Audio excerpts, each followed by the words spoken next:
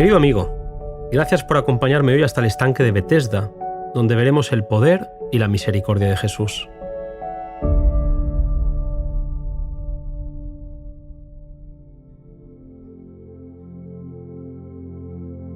A la puerta del ganado en Jerusalén hay un estanque llamado Betesda, que tiene 5 portales donde yacía una multitud de enfermos que esperaban el movimiento del agua, ya que creían que esto se debía a un poder sobrenatural que sanaría al primero que entrara en las aguas. Muchos pasaban allí la vida sin poder acercarse al estanque, puesto que los enfermos se precipitaban pisoteando a los más débiles. Jesús estaba otra vez en Jerusalén y se acercó al estanque. Hubiera querido sanar a todos los que allí sufrían, pero era sábado y las multitudes iban al templo para adorar, y no quiso provocar el prejuicio de los judíos. De entre todos los enfermos, Jesús vio un caso de miseria suprema, un paralítico que solo y sin amigos había estado allí durante 38 años. El enfermo estaba acostado en su estera, y levantaba ocasionalmente la cabeza para mirar al estanque, cuando un rostro tierno y compasivo se inclinó sobre él, y atrajeron su atención las palabras: ¿Quieres ser sano? La esperanza renació momentáneamente en su corazón, pero cansado dijo: Señor, no tengo hombre que me meta en el estanque cuando el agua fuera revuelta, porque entre tanto que yo voy, otro antes de mí ha descendido. Jesús no le pidió al enfermo que ejerciera fe en él, simplemente le dijo: levántate, toma tu lecho y anda. Y el hombre, por fe, creyendo la palabra de Cristo, se puso en pie y caminó. Elena White nos recuerda que cualquiera sea la mala práctica, la pasión dominante que haya llegado a esclavizar vuestra alma y cuerpo por haber cedido largo tiempo a ella, Cristo puede y anhela libraros. Él impartirá vida al alma de los que estabais muertos en vuestros delitos. El relato nos indica que el paralítico sanado se agachó para recoger su camilla y su manta con la intención de agradecer a Jesús, pero éste se había perdido entre la muchedumbre. Mientras se iba apresuradamente con paso firme y libre, alabando a Dios y regocijándose en la fuerza que acababa de recobrar, se encontró con varios fariseos e inmediatamente les contó cómo había sido curado. Les sorprendió la frialdad con la que escuchaban su historia. Le interrumpieron para preguntarle por qué llevaba su cama en sábado. Su respuesta fue de lo más inocente: el que me sanó, él mismo me dijo: toma tu lecho y anda. Pero no pudo indicar quién lo había sanado. Esos gobernantes sabían muy bien que solo uno se había demostrado capaz de realizar este milagro, pero deseaban una prueba directa de que era Jesús, a fin de poder condenarle como violador del sábado. Los escribas y fariseos habían hecho de su observancia una carga intolerable. Para ellos no era un día de delicia para el Señor, sino un yugo esclavizador. En su opinión, no solo había quebrantado la ley sanando al enfermo en sábado, sino que había cometido un sacrilegio al ordenarle que llevase su cama. Aquel mismo día Jesús se encontró con aquel hombre sanado en el templo. Como él no sabía de la enemistad de los judíos hacia Jesús, les indicó que él era el que lo había sanado y ellos procuraban matarle porque hacía estas cosas en sábado.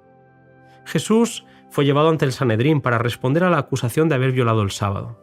Si en ese tiempo los judíos hubiesen sido una nación independiente, esta acusación habría servido sus fines de darle muerte, pero la sujeción a los romanos lo impedía.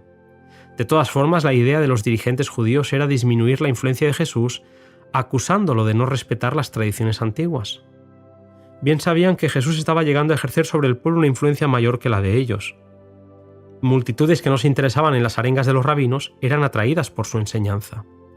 Podían comprender sus palabras y sus corazones eran consolados y alentados. Hablaba de Dios no como un juez vengador, sino como un padre tierno, y revelaba la imagen de Dios reflejada en sí mismo. Sus palabras eran como un bálsamo para el espíritu herido. Tanto por sus palabras como por sus obras de misericordia, estaba quebrantando el poder opresivo de las antiguas tradiciones y de los mandamientos de origen humano, y presentaba el amor de Dios en su plenitud inagotable. Con corazones llenos de simpatía, la multitud aceptaba sus lecciones de amor y benevolencia, con preferencia a las rígidas ceremonias requeridas por los sacerdotes. Satanás estaba detrás de los dirigentes religiosos. Lo que no pudo lograr por el esfuerzo directo y personal, resolvió efectuarlo por la estrategia. Se proponía obrar mediante sus agentes humanos en el mundo religioso, infundiéndole su propia enemistad contra el campeón de la verdad. Iba a inducirlos a rechazar a Cristo y a hacerle la vida tan amarga como fuese posible, esperando desalentarlo en su misión. Y los dirigentes de Israel llegaron a ser instrumentos de Satanás para guerrear contra el Salvador. A fin de conservar su poder, estos dirigentes resolvieron quebrantar la influencia de Jesús. Lo acusaron de menospreciar las costumbres y requerimientos rabínicos. Jesús no había venido para abolir la ley, sino para magnificarla. Por esta razón, había escogido el sábado para realizar el acto de curación de Betesda. Un propósito sabio motivaba cada acto de la vida de Cristo en la tierra, y él quería denunciar las restricciones de los judíos acerca del día del Señor y declarar nulas sus tradiciones. Aliviar a los afligidos estaba en armonía con la ley del sábado. Así como Dios sigue enviando su bendición sobre la tierra todos los días de la semana, el hombre también tiene una obra que cumplir el sábado: atender las necesidades de la vida, cuidar a los enfermos, proveer a los menesterosos. El santo día de reposo de Dios fue hecho para el hombre, y las obras de misericordia están en perfecta armonía con su propósito.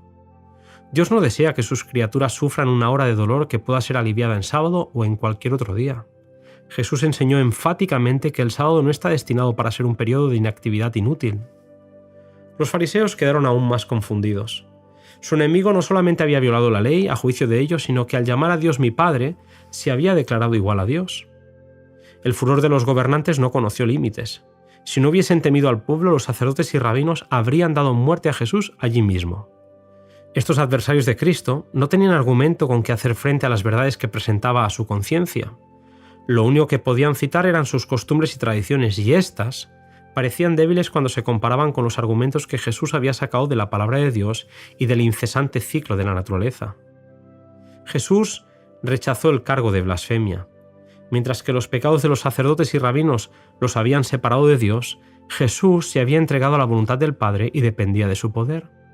Él había dicho: «Me complazco en hacer tu voluntad, oh Dios mío, y tu ley está en medio de mi corazón». Jesús nos enseñó a considerarnos inseparablemente unidos a nuestro Padre Celestial. Pasemos por lo que pasemos, dependemos de Dios, quien tiene todos los destinos en sus manos. El que depende de su propia sabiduría y poder se separa de Dios. Mientras Jesús habla, sus oyentes quedan hechizados. Sus declaraciones son claras y sencillas, y su porte es de real majestad. Mientras que ellos se habían constituido jueces para condenar la obra de Cristo, Él se declaró juez de ellos y de toda la tierra.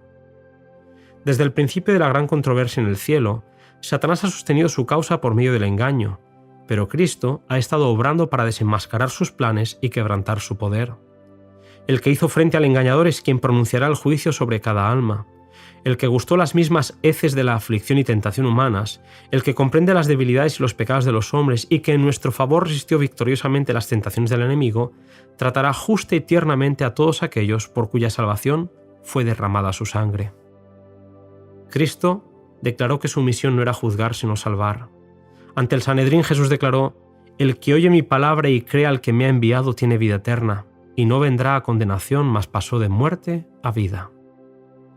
A pesar de garantizar ante ellos la seguridad de la vida futura que durante tiempo Israel había esperado recibir cuando viniera el Mesías, los rabinos se mostraron obstinados. Jesús había violado las tradiciones de los rabinos y despreciado su autoridad, y ellos no querían creer. Las más altas autoridades religiosas de la nación procuraban matar a aquel que se declaraba restaurador de Israel.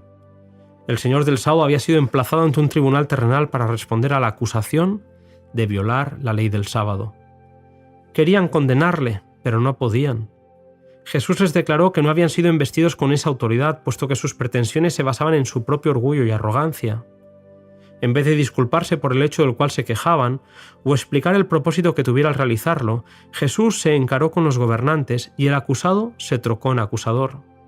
Los reprendió por la dureza de su corazón y su ignorancia de las Escrituras.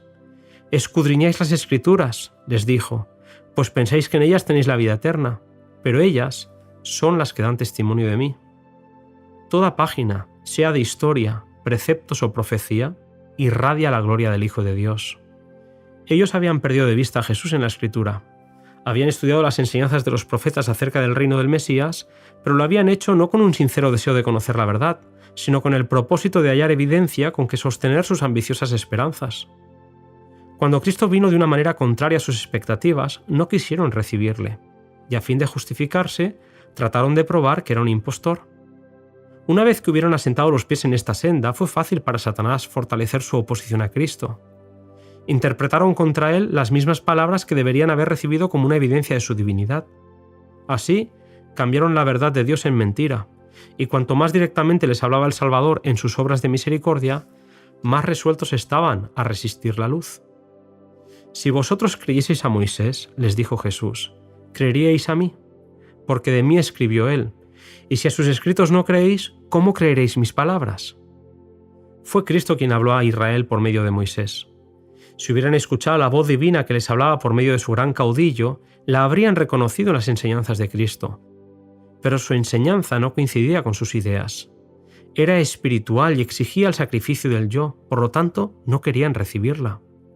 No conocían a Dios, y para ellos, su voz expresada por medio de Cristo era la voz de un extraño. Tristemente resistieron sus llamamientos y se encerraron en las tinieblas. El precioso Salvador estaba ahora muy ciertamente bajo la sombra de la cruz. Seguimos caminando, queridos amigos, junto a Jesús y aprendiendo de sus enseñanzas a medida que avanzamos en estos audios resumen del deseo de todas las gentes. En el próximo capítulo, la triste historia de la muerte de Juan el Bautista.